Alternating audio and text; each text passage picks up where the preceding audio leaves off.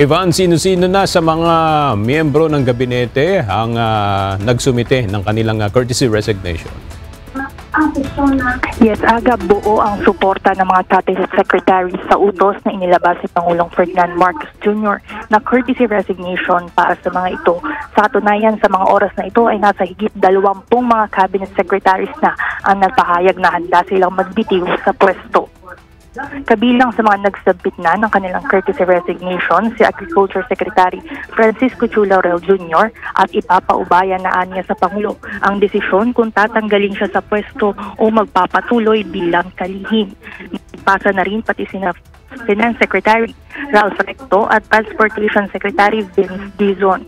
Kasama sa mga ito si Executive Secretary Lucas Bersamin at sinabing sisimula na ang proseso ng kanyang turnover. Nagpahayag na rin ang kahandaang magbitiw sa kanyang pwesto ang ibang mga kalihim. Sa social media update ni Social Welfare and Development Secretary Rex Gatchalian, sinabing magsusumite siya ng courtesy resignation ngayong umaga.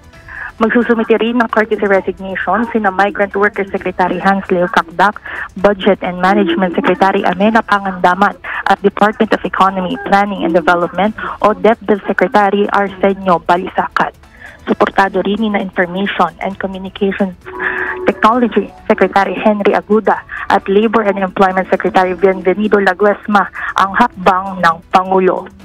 Aga sa ngayon, patuloy nating aabangan kung kaninong courtesy resignation ang tatanggapin ng Pangulo at sino naman sa mga miyembro ng gabinete ang hindi niya tatanggapin ng courtesy resignation at magpapatuloy sa kanilang trabaho.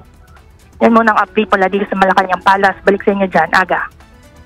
Maraming salamat, Ivan Alvarez.